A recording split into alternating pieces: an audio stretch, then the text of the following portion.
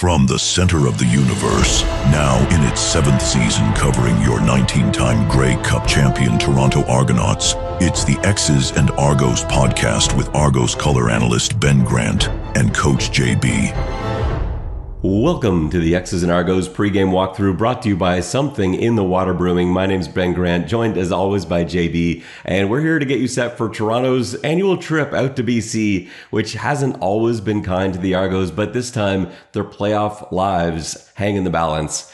Today we're going to be looking at the new CFL rules that will be implemented over the next 2 years, which have created quite a stir. As if you're listening to this podcast, I know you already know that. But yeah, it was, I think, bigger than I thought the reaction was going to be. We'll get into that. We'll also take a close look at what the Argos need to do over these final 4 games and who they need help from, because the picture has changed dramatically since we last summed this up. Plus, we'll go through the process of deciding whether or not you start a banged up Nick Arbuckle at quarterback this week in BC. And then, of course, we'll go through all our usual stuff: pick six, game preview, injury report, OCDC, one thing, put me down for 20, and challenge flag. All that more is coming up on this episode of the X's and Argos podcast. JB, it has finally arrived. This Saturday, September 27th, it is the grand reopening of Something in the Water Brewing, and you have to get down there not only to try the new ghost tacos, which they've been working on really over the last few months as they've been installing this ghost taco setup within Something in the Water Brewing right in Liberty Village so that you can have the best tacos in the city and the best beer in the city at the same time. It's a perfect combination. And if you're looking to try something new, there's a new one that I want to tell you about this week. It's called All My Life I Wanted to Be Rich. This is a 7.4% hop saturated ale, a huge hazy double IPA with more hops than they have ever used in a beer before. And so if that sounds like something that you would like, make sure you order All My Life I Wanted to Be Rich, because that is a special sounding beer. You got to give that one a go. But of course, you got to try a ghost taco, and why don't you try a longboat while you're down there, the beer that was made for you, for fans of the Double Blue. All right, JB, let's get into this thing. We'll start off with the rules. So when you heard this, because it sort of came up very suddenly. We basically heard, hey, tomorrow is going to be this big announcement. And there was panic for 24 hours. People were stressed, nervous. I got probably more DMs in a 5-hour span than I've ever had in my life from Argos fans, from CFL fans in general. What do you know? What do you think? And the paranoia seemed to be what most people were worried about. They were terrified that the CFL was going to go to 4 downs. They were terrified that that was also going to include narrowing the field and going to 11 players. Like, those were the things that people absolutely did not want touched. These rules didn't touch those things, but they did still upset a lot of people. What did you think when you first heard that this was happening, these rule changes were coming down? When I heard the rules, or that they were changing the rules? I guess when you first heard that they were changing the rules, there were going to be some changes. Because it wasn't a normal set. It wasn't just like a press release came out and there were rule changes.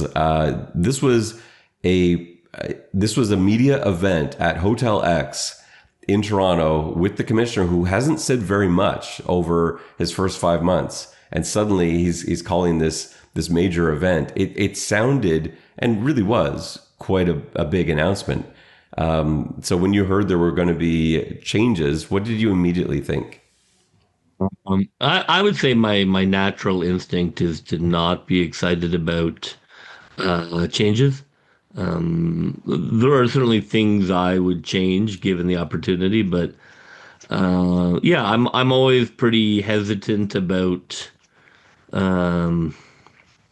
people trying to improve things. I think it usually makes me kind of raise an eyebrow. And I think in CFL fans, even more so, I think, than most, CFL fans, and I tweeted something to this extent yesterday, but CFL fans are more passionate about the CFL than most sports fans are about their league, because it's different. There's a little bit of national pride in there. There is the fact that the CFL is a great game of football, and everyone that follows it, fans of the league, they know that. They know that it's a better game. And the third part of it is that you have to work so hard as a CFL fan because you're always defending yourself and you're always defending the league, especially in a city like Toronto where you're not in the majority. And so you're constantly in defense mode. And so I compared CFL fans a little bit to like a badger guarding its den. Like you can go and try and bring some water to the badger. It's still going to attack you because it's just, that's how it's programmed. That's its nature. And so as soon as most CFL fans heard rule changes, their guard is up and people started getting aggressive and angry and concerned. And even still now, even the rules are out, and I think it's been tough for people to actually pinpoint things they don't like about the rule changes. I think some people have trouble with that. It's more that they don't like change, that they like the league how it is, that they love this game, and they worry that what if one of these rule changes changes things? What if it makes the game worse? I like where it is right now. What happens if it's different? So I think that's where some of that comes from. Why don't we go through these rules one by one, JB, and you give me your thought on the rule and I'll give you mine and we'll move on with it. So some of these changes are happening for next year. Some are happening for 2027. So we'll kind of go in chronological order. So rule 1, and this is for 2026. A single point will no longer be awarded for a missed field goal, punt, or kickoff that goes through the back or sides of the end zone without being touched by a returner. The rouge is still there. It's not gone. But now to get a rouge, you have to tackle the returning player in the end zone, or they have to take a knee and surrender the single point. So it still exists, but you can't get one for missing a field goal or punting it through the end zone. Initial thoughts, JB? It's difficult because I don't want to seem, like I don't necessarily love who's on my side of the argument from different things I read. But I would say that I'm a traditionalist, not a tradition meets innovationalist. But I do like things as they are. I think people who know me would probably agree with that. I don't like getting rid of the rouge. I mean, you can say there's still a rouge, but I mean, how many rouges are the guy being tackled? I think it's largely eliminated the rouge. I feel like they watched all of the CFL Simpson episodes and then got rid of everything that the Simpsons made a punchline about. It does seem like that. There's no question. I don't like this rule change either. I like the rouge. I happen to like the rouge. It's but I don't care that much. Like this one doesn't really bother me at all. But I would have left the rouge the same because I don't, we brought this up before when the Argos won a game on a missed field goal and everyone made fun of it. And I'm not the only one to make this argument. I think everyone has made this argument that has defended the rouge. You're rewarding field position. You're not rewarding failure. You're not rewarding the missed field goal. You're rewarding that you got down there on a larger field. Now, the field we're getting to, and so maybe with the field not being so large, maybe you no longer need to reward a point for field position that way. But I don't know. This was one I just didn't feel needed to be changed or touched at all. The reason for the change, they want to lessen field goals. They want to encourage teams to go for it on third down. They want teams to press, to be aggressive. A lot of these changes are with that in mind. And knowing that there is no single option on missed field goals maybe changes the perspective for teams deciding to kick a field goal or not. So maybe. So because here's the scenario. Like think about this. So a scenario where you've got, let's say the Argos have the ball on BC's 35-yard line. In the new setup, and I know we haven't got through all the rules yet, but with the field changes and everything else, if the ball's on the BC 35, it's a 57-yard field goal. If you decide to punt the ball from the 35, that doesn't make any sense. Because first of all, if it goes directly out of bounds, you're getting a penalty for it. If it goes into the end zone and through it, you're not getting a point. It's coming back out even further than you were. What if you decided to throw it? Well, the thing is, you would pass the ball instead. Like you're going. Yeah, I know. I've just seen that. Yeah. So I've seen people turning up the field goal to throw the ball. Turning down the field goal to pass it. Yes, I have a recent recollection of a team doing that. Yes, well, yes, I know, but you want teams to do that. I like Not to you. All not right, necessarily with your okay. third string quarterback in the game All on the right. line, but Mm-hmm. you don't necessarily want to. I think in that case, I think it's going to get a lot more teams to go for it. Certainly on like the 38, where it's now. I mean, I think my like I would say just overall, just kind of an overall, not to be too repetitive as you say each one. I think overall, if I had a response, I don't disagree with any of them. I think that it does clean up the visual. It's like I like it, it's like saying I wish my car still had a tape deck and a CD player. And I understand why they don't. However, I would say that one of the things about the CFL that I find appealing, and I'm not in charge, and it isn't my paycheck, and it isn't my franchise, so obviously I don't expect them to look at it like me. I enjoy the idiosyncrasy of it. I enjoy the oddness of it. I enjoy the rouge, the huge end zone, the double 50s, all those things I really enjoyed. So while I don't disagree, much like I don't know, like if you sort of have it's like having a radio you have to kick to turn it on, and you're like, well, why don't you just get a new one? And I was like, well, I like this one, but it's not better. Like obviously the new radio is better, but I kind of like the one I have to give a boot to turn on. You are definitely not alone based on what I've seen on social media, but Yeah. let's No, let's but anyways, we can keep going. let's Like keep going. we'll But talk more objectively. and Yeah. I understand that point of view too. And that's the thing. Like any Yep. CFL fan that's upset about the rule changes, I get it. Like I'm not saying no, you're an idiot. You should all like all these No, rules. I don't think that's but the. Go yeah, ahead. I see the argument. I mean, Yeah. I see, I don't think it's a mistake. I mean, I think that's the thing. I don't disagree with why they're doing it. I just, don't like that they did it. But I wouldn't say, oh, you're wrong to do this. No, of course. Like, you don't need a tape deck in your car anymore. Rule number 2 for 2026: all CFL stadiums must have team benches on opposite sides. Yeah. So, looking at how it is right now, so the BC Lions and all of the East teams currently have benches on the same sideline.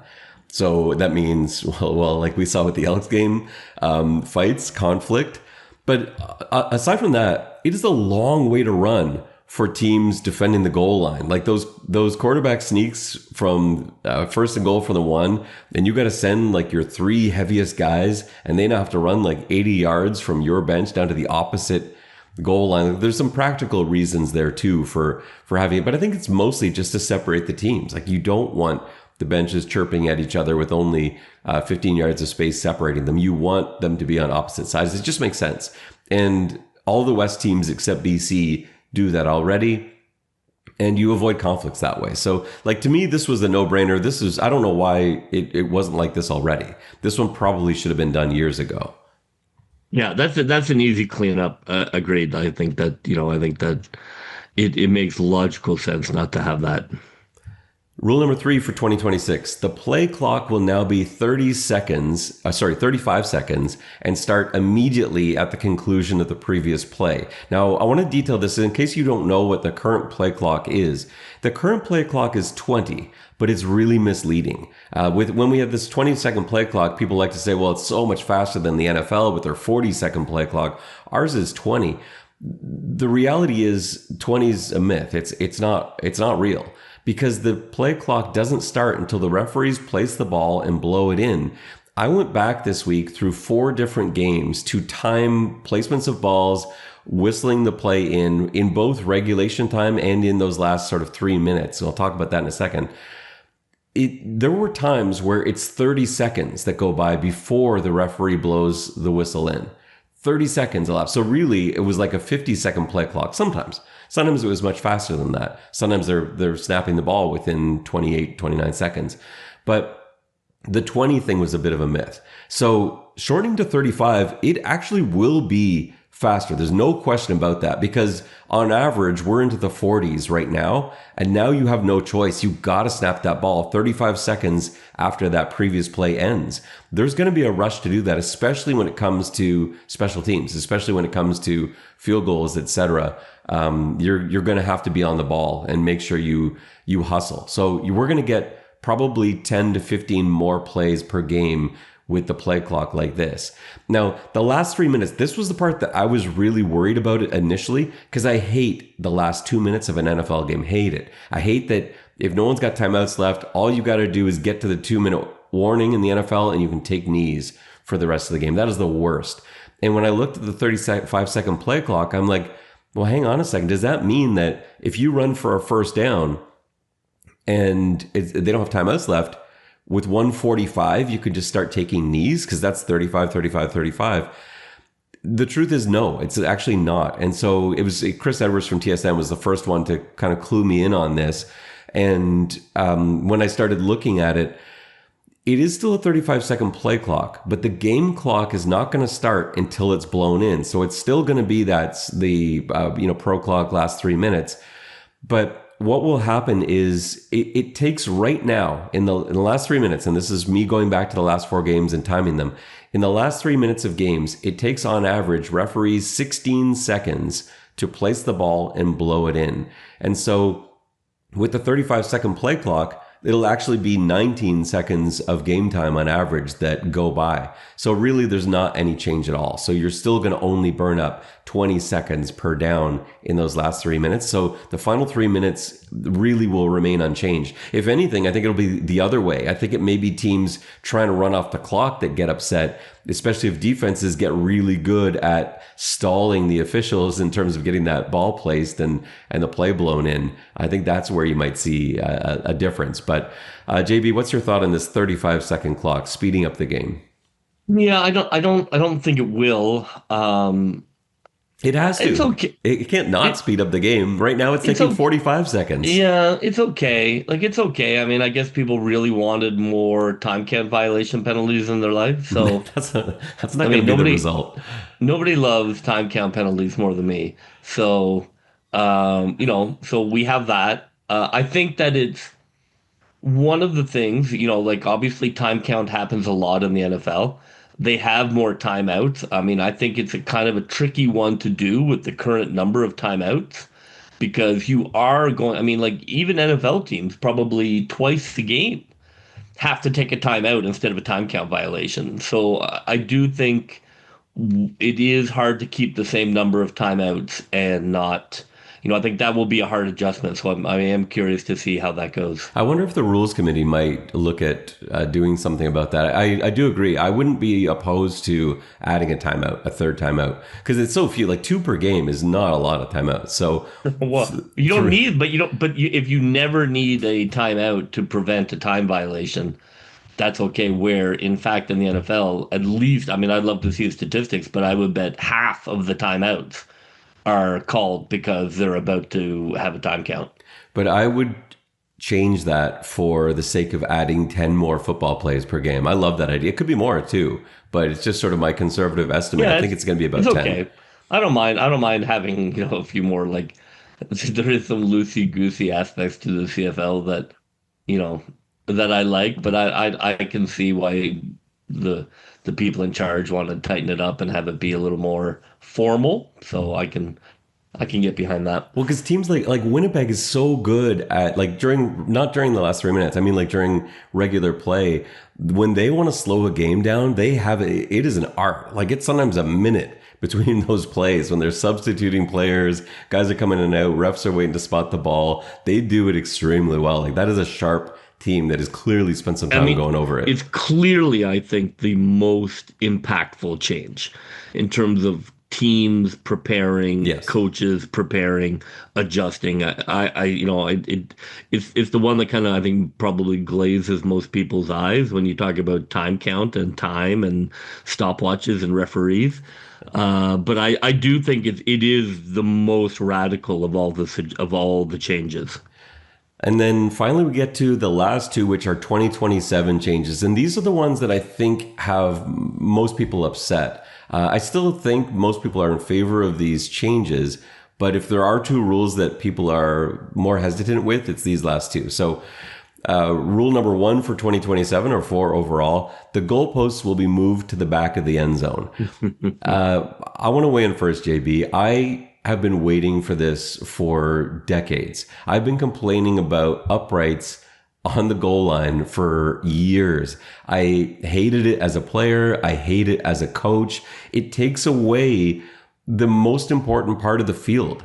You don't play call for the middle of the field because there's a giant piece of metal sticking out of it. And in high school stadiums, there's 2. It's in the field of play. There's a giant metal obstruction. What other sport has a giant metal obstruction in the middle of the field of play? It has never made any sense to me. The only reason it's there is because when football was created, it was using a different sports field. There were soccer goals there. There were rugby uprights there. It was stuck there. So they're like, well, I guess we'll play around these things because we don't have our own field. And they just continued to make them that way.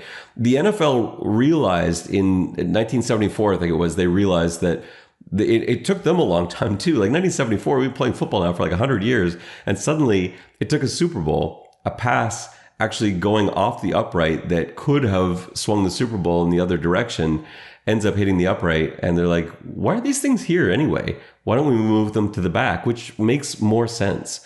And the CFL's seen this thing too, not enough to cause the rule change then, but in 2019, the Saskatchewan Roughriders, Cody Fajardo throws a pass into the end zone to an open receiver, which would have tied up the game in the West Final with the Winnipeg Blue Bombers. It hits the upright. And that was the last play of the game, no time left.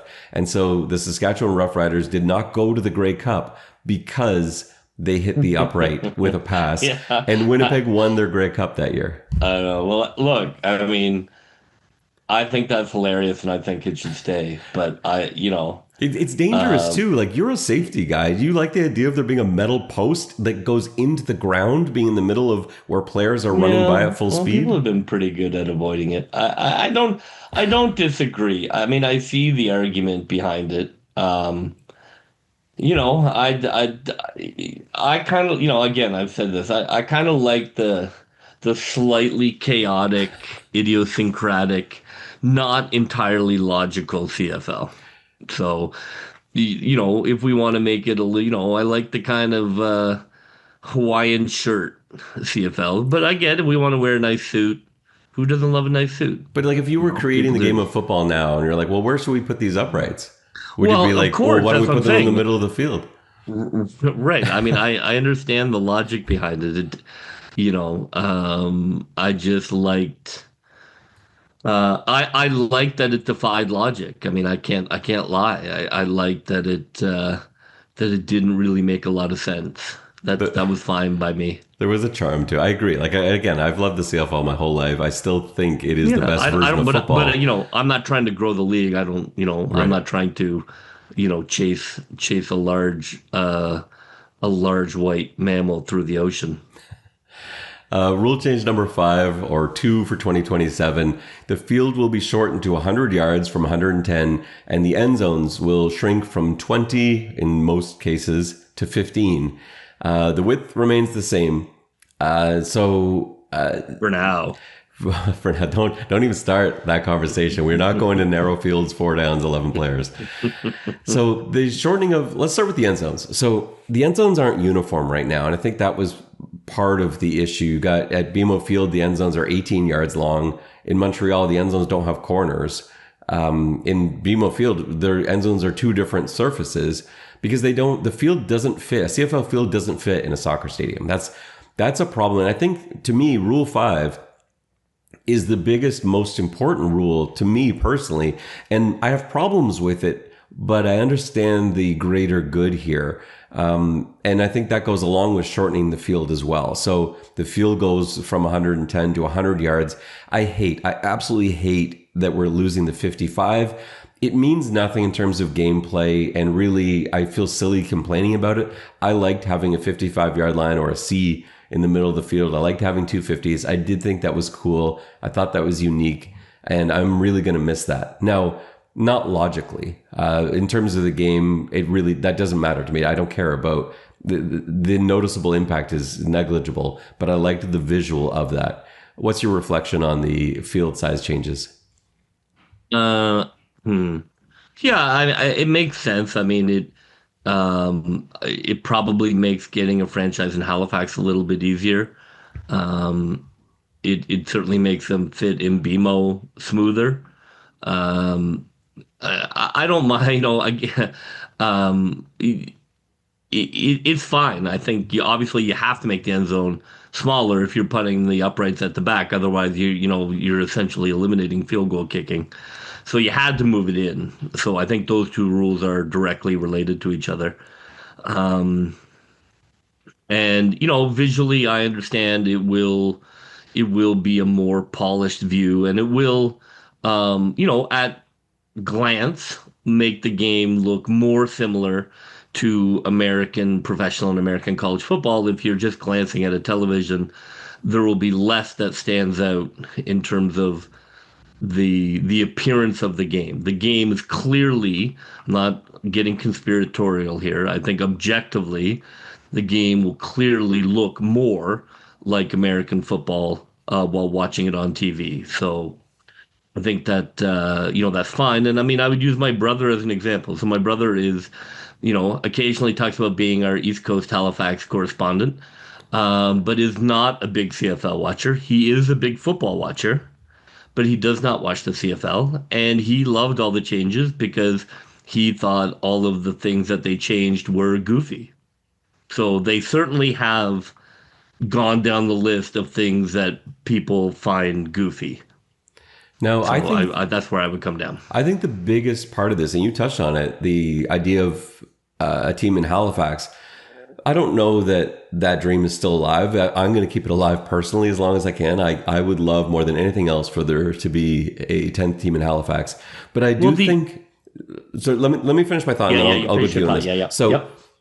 I believe that if you ever want to expand from 9 teams, and I believe you should want to, it doesn't have to be now, it doesn't have to be 2 years from now, but I'm saying ever. I don't know that in this country, there is going to be a city that puts forward enough money to build a CFL stadium. And CFL fields, as they're currently constructed, don't fit in other stadiums. You need to build a specific field for it. You see what happens when you don't. It doesn't fit. You cut off corners. You've got 2 different surfaces. And so the easy way around this is this current CFL field, the 2027 CFL field will fit in almost any soccer stadium in the world. You can take your CFL game, again, not that we're here yet, but you could take it to Europe. You can take it to Asia. You could take it to the US. You can open up you can have exhibition games in Canadian cities that have a nice soccer stadium, like the Halifax Wanderers proposed stadium is going to be like a 9 or 10,000 seat stadium. The renderings look beautiful, and that would be a great place to be able to play a CFL game, even if it's just as a demonstration, as something that you could do. And so I think that part is really cool. Soccer fields, not every one of them will fit it. Like soccer fields have to be between 110 and 120 yards. I'm not going to talk in meters just for the sake of not converting. So you've got 110 to 120 yards. You've also got 5 yards of space for the goal, because of course the goal hangs out beyond the playing surface. And then there's space in behind the goal, usually about 5 yards as well, where you often will see like players warming up and jogging and stuff. And so that is more than enough room for the new CFL field. So I don't think that's by coincidence. And I think if you're ever hoping to get 10 or even 12 teams at some point in Canada, I think this was the only way you're going to do it. And so you're making all these other changes. Why not do this one now, knowing that you can go and take your game on the road and play anywhere you want to play? Yeah, it makes sense from a business point of view.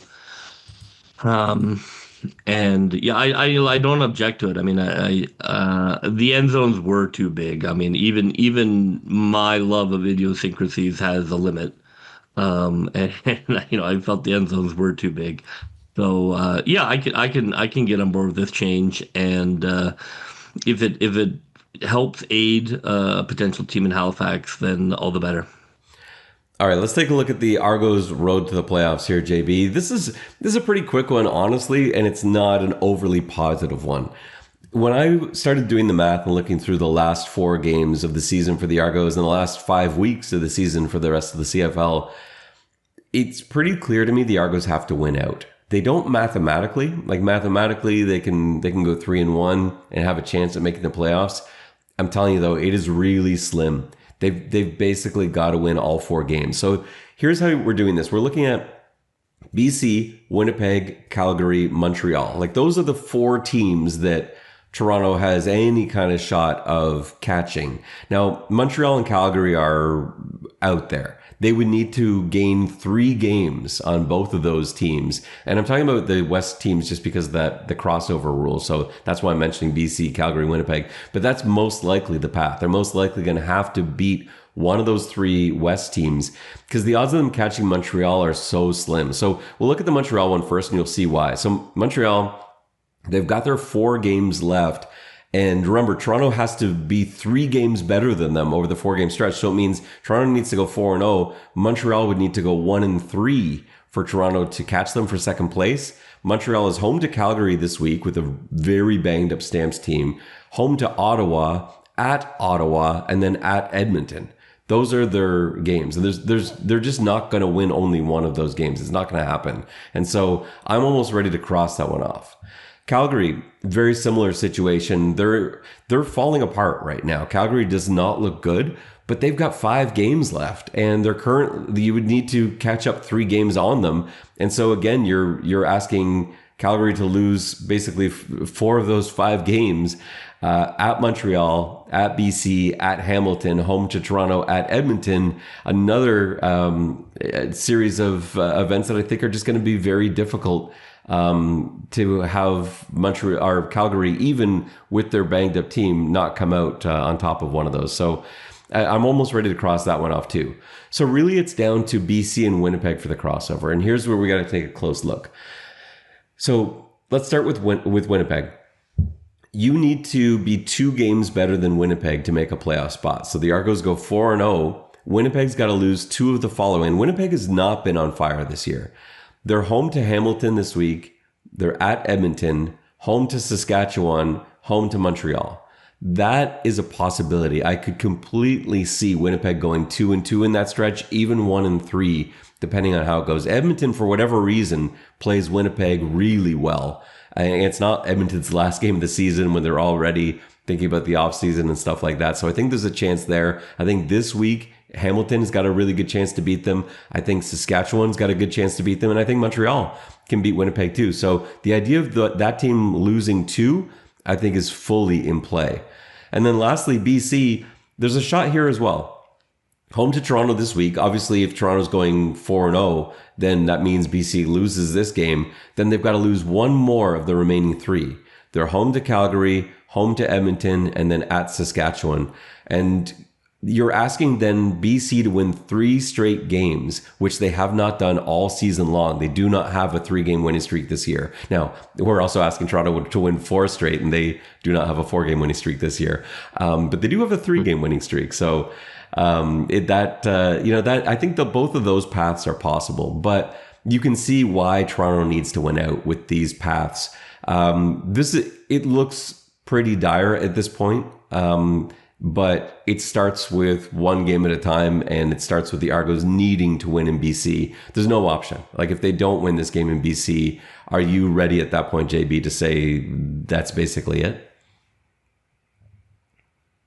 Yeah, they have to win in BC. I think you're right. Look, I think they have to win out. I mean, you even in the CFL, there is a bar to be reached, and like that bar is not 7 wins.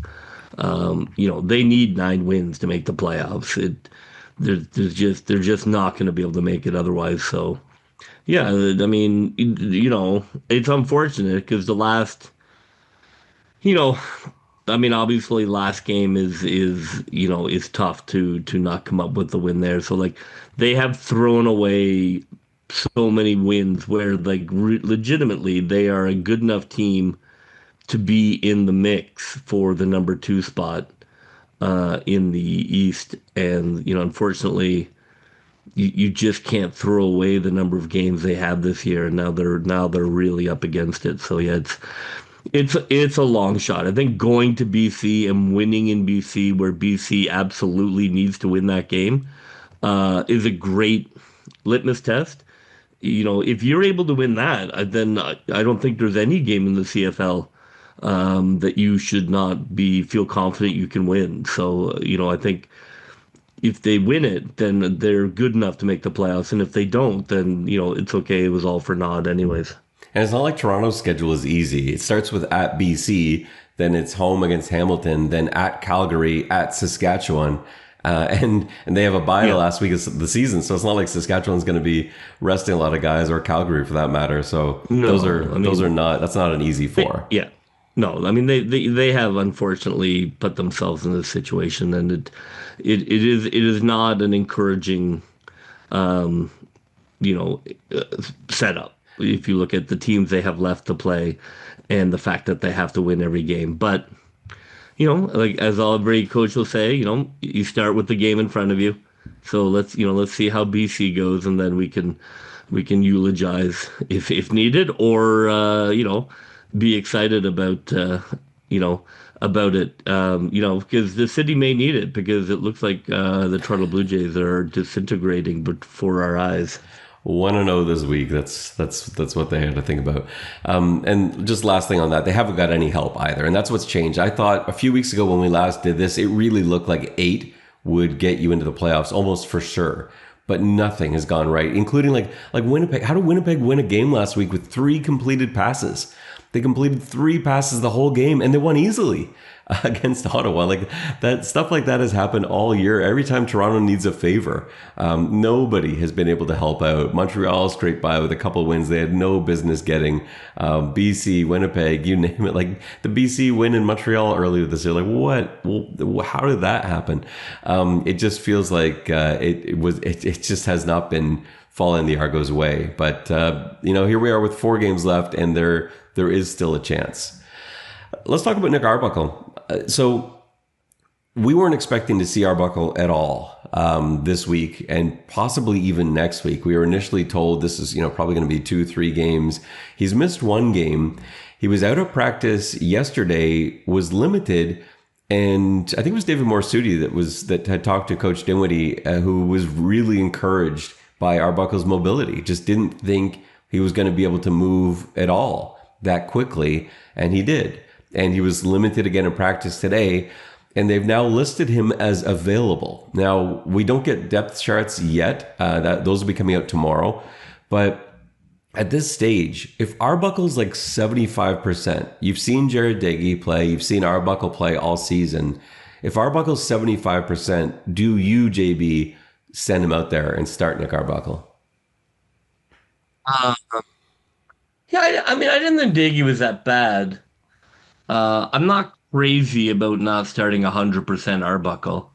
Um, Look, I didn't think, obviously that play at the end hurt, but I didn't feel Diggy cost them that game.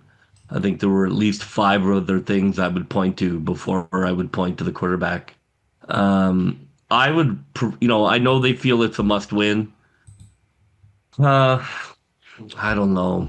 I mean, you get into, I mean, you'd have to see it, right? You'd have to see, like, is it a real, 85%, or is it like 70% and you're kind of wishing it was 85? Like, I would probably lean towards not, truthfully, but it's tough because you got to give the guy snaps. I mean, you have to decide early, like if you're going to go with Daggy, right? So that's a really tough position for the coaches to be in, because you have to decide, you have to give the guy who's going to start all the reps. Can you not give Arbuckle reps and then start him? I mean, he is a veteran. I don't love that either. I would say if I had to choose, I would probably oh God. You know what? I would probably go Arbuckle and just be like, you know what? Even though I've said all that as a coach, I'm like, we're going down swinging, and we're going down with this guy who got us here. And if we go down with him, so be it. But I'm not going to hand the keys, even though that's not the logical part of my brain wouldn't do that. The coach part of my brain feels like you just got to take your swings with your guy And if that's how it goes, then that's how it goes. I'm the same way. I think you have to go Arbuckle. And, if he's struggling, Diggy's right there. But I think you've got to go with Arbuckle. He's the guy that got you here, like you said. He's been playing great football, too. And while I didn't think Diggy was bad last week, I thought he played better than I expected. Yeah, there's no question the offense wasn't the same, though. Like, they scored 19 points, whereas with Arbuckle, they've been scoring over 30. They're the highest scoring offense in the CFL this season. Well, and you have to look. I mean, we'll get to OCDC, but oh my God, yeah, like you better put up 40. If you don't put up 40, you're gonna get run out of that place. So I'm sure they're looking at that as well. And I think Arbuckle is the answer there if you're going to put up 40. Let's get into Pick 6. Pick 6 is brought to you by Something in the Water Brewing. They give a 6-pack away every week to the person whose question we answer. And so if you want to ask us a question, look for the prompt on Twitter, on Blue Sky. On Twitter, it's at Ben_Grant. Blue Sky is at Coach Ben Grant. Ask me a question when you see the prompt, and if we answer it here, you win a 6-pack. And this week's winner is Lauren Roberts, who asks a question pertaining to the rules and pertaining to their seat at BMO Field. The question is twofold. Will my seats behind the Argo bench on the 20-yard line now be at the 10 or the goal line? And will the Argos be forced to put their bench on the heat stroke-inducing, sun-blinding east side? So I'll try a stab at this one, JB, and then you can add in with any other thoughts you may have. So first of all, good news, Lauren. The way I see this happening, your seats are probably going to be on the 15, probably not the 10 or the goal line. But I imagine that in terms of season ticket holders, the Argos organization, they're awesome with season ticket holders. They're so accommodating, from the ticket exchanges to transfers to everything else. They're very easy to work with. So I imagine once all this new stuff is settled, it's going to be pretty easy to move things around and make adjustments if you're not happy with where your seats are. So I really wouldn't stress about that. And again, that side, that end of the field, it won't be a bad place to be on the 15-yard line there either. Now, the Argo bench will probably be in the middle of the field, but I would imagine it will stay on the same side, because you have a choice here. And I think as an organization, you want your home bench to be on the side where the expensive seats are, and where the club seats are, and the suites and everything else, the press box, all that stuff. And so that's how every team does it. So I think Toronto will stay on the west side of the field, and the visitors will be staring into the sun, which I love. I love that strategy. It's the worst over there. I know some people love sitting on the east side. I hate the east side because it seems like at all hours of the day, you're staring directly into a blinding sun. And as a coach, that drove me nuts when I was on the sideline having to stare into the sun and I can't see what's happening. I don't have a clear view. And you are now giving yourself a home field advantage with that setup. So the Argos have to set up on the west side and force the visitors to be in, as Lauren said, the heat stroke inducing, sun blinding east side. JB, agree or disagree? Yeah, I love that. Look, the Miami Dolphins have made a long career of doing a similar thing at higher temperatures. Yeah, I mean they'll figure that stuff out in terms of rearranging. I'm not worried about those sort of logistical things. They're cognizant of, the people are, not going to want their seat totally changed because they've moved the size of the turf around. Like they know what they're doing about that. But I do like that. I think sticking the opposing team over there is a great home advantage, and that's what home advantage is all about.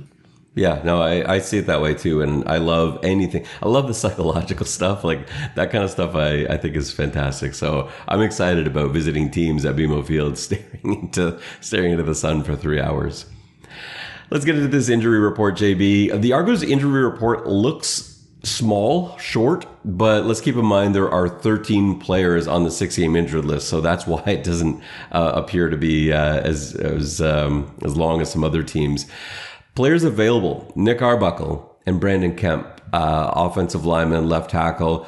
I'm hoping that Kemp can go. He was limited in practice yesterday. What it looks like, and I wasn't at practice yesterday, but he didn't appear at all in the injury report Monday. Showed up as limited with a groin injury yesterday. I'm assuming that happened in practice. Was able to go full, though, today. And so he's listed as available. I would expect him to get the start at left guard. I think that's pretty important. And then Arbuckle, again, I think all hands on deck for this game. I feel like at the very least he's going to dress. Like I don't think there's any chance he doesn't dress. And if it were me, I would start him this week too. For the BC Lions, some good news and bad news, depending on your point of view here. Dejan Allen is out. He was limited in practice all week with the arm injury. I thought he was going to be able to go, but he's listed as out. Christophe Beaulieu, the DB with the knee injury, is out. Javon Kachoy with the ankle injury was limited in practice all week. I thought he would go as well. He's out. Question marks right now. Gary Peters has a knee injury, didn't practice Monday or Tuesday, was limited today. That's a big deal, and that's going to factor into my OCDC. And then James Butler, who I think a lot of Argos fans were hoping we might not see, is available. So he was limited all week with a thigh injury. Jarrell Broxton, too, offensive lineman, limited most of the week with a foot injury, went full today. He'll be available as well. So a little bit of a mix for BC. Some guys that I thought would be back that aren't, and some guys I think Argos fans are hoping wouldn't be back but are. It's time for OCDC. For OCDC, JB, we'll start with you. Let's look at the BC Lions to begin with. You are the defensive coordinator for the BC Lions. What are you going to do to stop the Argos? And, how much does it change, I guess, based on which quarterback you're playing? Well, I think it changes a lot. I think with Arbuckle, you have to be a little more cognizant of the deep pass, and you're not going to be able to fool him as easily as maybe you can a quarterback without as much experience. So I think you have to be just more aware of the scramble plays, more aware of those deep routes. I think Arbuckle has shown, look, I don't know why teams don't. Like, teams still don't respect his ability to go deep. And they should. And so I would suggest, if I were BC, I would have more focus on the deep ball with Arbuckle in, because he has shown the ability to do it, but the league, for some reason, refuses to believe it. For the offensive side for the BC Lions, my plan is actually going to be a lot of Berryhill III. You look at what BC did last week, it was all about McGinnis and Hatcher. Hatcher had 8 catches on 8 targets for 147 yards, and Justin McGinnis had 5 receptions, 88 yards, 2 touchdowns. That was the show. That was where Nathan Rourke's 331 yards were going. Berryhill's a really good receiver, and if I'm BC, I think I'm going to try and get him matched up on Drew as much as I can in the corner spot, or Hood, whichever one of those guys ends up playing in that opposite corner to Benji Franklin. I know Benji hasn't had his usual season. I just don't want, if I'm the BC Lions, I don't want to throw it anywhere near Benji Franklin, because at some point it's going to come around. I know, he's had so much trouble finding the ball this year, and I have no idea why. He was so good at it last year. I really think it's an aberration. I think it's bad luck more than anything else. And I don't want to be the guy that wakes up Benji Franklin. So I'm going to the opposite side of the field. Hood had that great first game, looked a little shaky in Hamilton. Webb played there, Drew played there last week. And I thought had a good second and third quarter. He looked very shaky to me in the first. And so if I'm BC, I want to test that out. I want to get Berryhill over there to the field side and see if I can create something. I think big play possibility here. And I know that the Argos are going to be focused in on the 2 big guys. They're going to be looking at Hatcher. They're going to be looking at McGinnis. They're going to be worried about Butler. There's no question about those things. Although the BC's fullback last week ran for 151 yards and a touchdown. So, but again, that goes back to the running back is not the run game argument. So again, if I'm BC, I feed Berryhill. I think that's where you're going to find real one-on-ones, lots of space. Of course, you're going to use James Butler. Of course, you're going to throw to Hatcher and McGinnis. But I think most of your offense goes through Berryhill this week, and I don't think the Argos will be ready for that. All right, JB, let's switch it to the good guys. You are the DC for the Argos. I would love to hear how you were planning on stopping the BC Lions that ran for 200 yards last week and threw for 331. Well, I'm certainly glad I'm not. I don't know in BC. I mean, Surprisingly, the Lions have not been particularly good at home, I know. which is weird. Um, and Rourke has been really hit and miss, but they do everything really well. I mean, they run really well, they pass really well. They're fantastic in the red zone. No one has shown the ability to stop them offensively, really. Um, it's going to be a shootout. Like the Argos are going to have to put up 35 to even be in the conversation. So I think it starts with that. So from a defensive point of view, can you keep them below 40? Can you keep them below 35? I think 35 is probably the goal. So how do you do that? Obviously BC is incredibly good at the deep pass and the plus 30 yarder. You're going to have to let Butler run. You certainly can't try and stop both. So if you're going to, I think you have to let Butler run. I think you have to try and let him be a focus, and you've got to focus on Hatcher, and McInnes and stopping those long, deep bombs, So I think that's where the Argos are at in terms of defense. It's very similar when they're playing different teams. Is there isn't much sense in the CFL except for Winnipeg in concentrating on stopping the run, because you're going to get it's the pass game that eats you alive. So it's also hard to sack. BC is really good at pass protection. So I wouldn't, you're not going to be able to rush work. I think you just have to try and play a light box and invite the run and hope that you can bow up when you get down into the red zone and make BC kick 8 field goals and then keep that total to 35. So not a Rocky-esque, Patton-esque speech in the locker room for the defense, but thankfully I don't have to deliver it. The way I'm looking at this from the offensive side of the ball, I think you're looking kind of like you do with defense. Like I think you're more looking at total scores. Like the Argos need to score a touchdown in the first, 2 touchdowns in the second, a touchdown in the third, and 2 in the fourth. Like that's how they have to look at their goals. And so you say, well, how are we going to get there? You're going to have to play a little bit of like YOLO football, I think. And Arbuckle did that last game. You look at how we rewatched the Toronto BC game today. I had forgotten how wild that game was.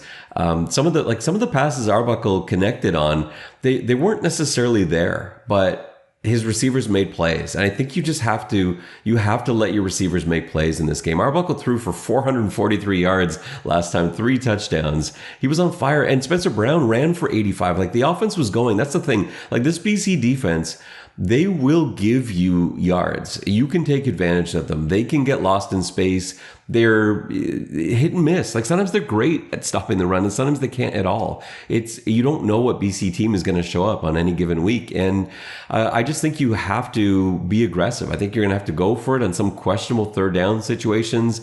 I think Arbuckle should air it out. I want to try and take advantage of Gary Peters, which I know sounds nuts because I think he is one of the best corners in the CFL. He's not healthy right now. He's not. And if he's out there playing, listed as questionable right now, I think you got to go after him. I think you keep attacking him and you're relentless with it because he is banged up. He is hurting. And if they're going to bring anyone else in, they're way below Gary Peters' level. And so that's where Herslow's matchup, I think, is very favorable. And that's probably what I'm going to target. I also think this could be a big Mackay Polk game. And that's, Polk not a factor in the last game, wasn't with the team yet. I think about that 443 yards passing. Now you add Polk to the mix. That's kind of an interesting thought. So that's my plan. Air it out. Pick on the boundary corner and think in terms of numbers of touchdowns you need. You need 3 per half, ideally 2 in the second, 2 in the fourth. What's your one thing this week, JB? Where are you going with your one thing? Well, not very exciting. I would say no pass plays over 30 yards. Defensively. The Argos are the worst in the league at allowing pass plays over 30 yards. BC is conversely the best at, and so is Toronto. Full credit, Arbuckle, my guy. Hashtag the league doesn't care. At throwing the deep ball. So I think that you never love a 1-9 matchup statistically. So I would love to see them keep BC under control. And then again, inviting Butler to run. I mean, Butler ran for like 90 yards and 2 touchdowns when Toronto beat them in Toronto. Let him do his thing and then bow up and try and get some field goals. I laugh like partly because of the 1 versus 9 thing, but also because my one thing is for Toronto, 3 catches of over 30 yards. So we're both on that 30-yard marker. I think that just has to be part of your plan, and it has to be successful for you to win. If the Argos have 3 catches of over 30 yards, they're in the shootout with BC, and I think they can win it just like they did the last time they played. All right, let's get into Put Me Down for 20. Not the best week we've ever had last week. I had 1 win. I was able to stay even with it at even money. JB, you missed on both of yours just by a hair on the Argos plus 240. Man. That really should have been an Argos win. You had a custom Hamilton Edmonton over 64.5, which is so aggressive. It almost got there. And then for me, I had the Argos plus 6.5, plus 100. And on the money line, I had a ridiculous parlay that actually almost hit, as I had BC as the huge underdog, Winnipeg as the huge underdog, and Edmonton as the underdog, and that did not come through. Actually, wait a second. Hang on a second, JB. Mm-hmm. Let me take a look at... Oh, no, I thought I had Edmonton with the spread. I didn't. I had them on the money line. Because if I had them with the spread, that would have actually hit, but no. That's a loss. All right, where are we going this week? We got some fleeces to make. You're sitting at 189.5 golden fleeces. What you going to do with them? What am I going to do? We talked about this. Obviously, I was initially attracted to that Toronto juice, but I'm going to give that a pass. I figured you would take it, so I left that alone. My first one is going to be a wide receiver. I want Brissett. I think Brissett is due for a touchdown, especially if Arbuckle plays. He has been a nice little red zone target.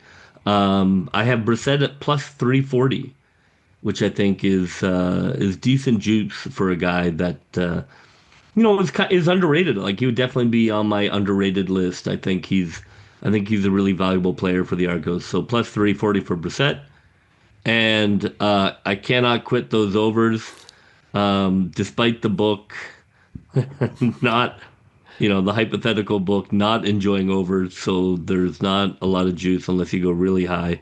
But I'm going to go with Edmonton. No, what am I doing here? I got lost here. What was my over? You were talking about Saskatchewan, Edmonton. Yeah. It was Saskatchewan. I was just on the wrong thing here for a second. Saskatchewan, Edmonton over. I think they're going to score 1 million points, and I have the Saskatchewan, Edmonton over. Look, it's only plus 146 at 58.5. I learned my lesson last time where I like the guy in Indiana Jones, I reached a little too far for the cup. I'm not going to reach extra far here. I'm just going to let it go into the abyss. So 58.5, a little more reasonable, but pretty pedestrian, make the rent grind out juice. Last week you set it all the way up to 64.5. So. Yeah, but then as the night said, I chose poorly. Also Edmonton. For my fleeces, not just Edmonton. Yes, Edmonton, Saskatchewan. They did their part. So for my fleeces, I'm sitting at 253, same as last week. I am, as you predicted, JB, I'm going to go with that Argos plus 375. That is so much juice for a team that just beat this very team a few weeks ago by 20 or 18 points. And yes, it's in a different place, in a different time zone, in the middle of the night, but it's to me, that's just so much juice, 375. So that's my first play for 10 fleeces. My second one, I'm going to parlay. I know I lost my parlay last week, but it was so close, and now I'm hooked. So I've got less aggressive this time. Calgary plus 4.5 in Montreal. I think Vernon Adams is going to play. I think that line's going to move. Right now it's sitting at 4.5. And then Hamilton on the money line. So that combo pays out at plus 277, which I think is fair for those two plays. And we'll see what that yields in terms of results. All right, JB, let's get into Challenge Flag. I was a winner last week. I challenged your pick of Calgary over the BC Lions. That was an easy win. You went 2-2 on the week. You're at 34-28 now. And in Challenge Flag, I'm up 9-7. We got 5 weeks remaining to sort this thing out. So let's go through our picks this week, JB. Calgary at Montreal. I think Vernon Adams is going to play. I think Davis Alexander is going to play as well. Where do you want to go with this? Yeah, well, I mean, obviously, my love for Calgary has dissipated. I like Montreal at home. You know, Davis Alexander's back. I like Montreal at home there. Toronto at BC. This is like, as it currently sits, is like a 9.5 point spread. How much faith do you have in the Argos needing to win? I think they can win. I do think they can win. So I'm picking them not because I think they will win, but I think they can win, and that is enough for me to take them.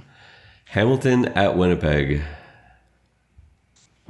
God, I don't know what is going on. I don't know what is going on with Winnipeg. I mean, I'd love to see the statistics at the end of the year in terms of how often I've been wrong on Winnipeg. I think Collaros is playing this week. He's at least practicing. He seems to be heading that direction. So who knows? I can't support a team that is starting Collaros, so I'm going to take Hamilton.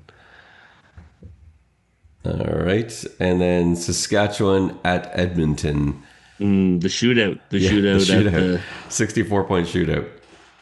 Yeah, I love it.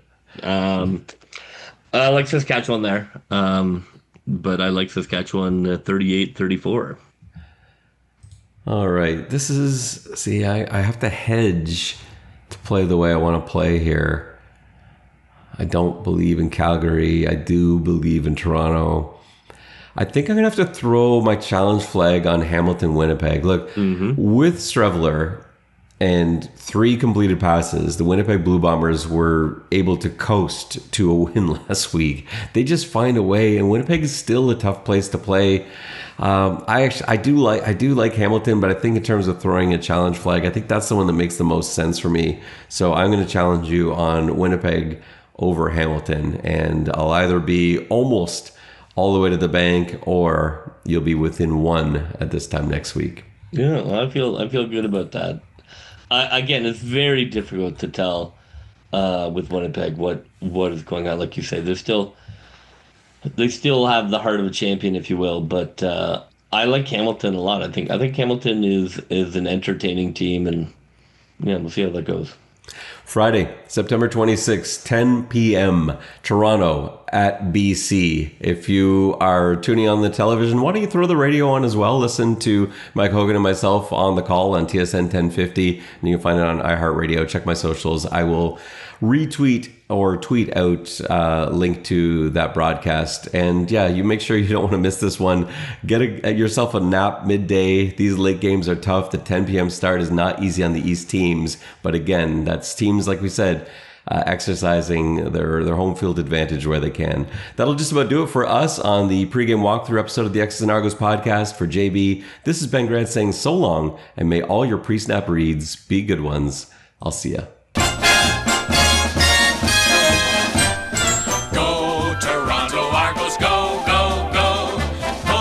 Together, fight the fight.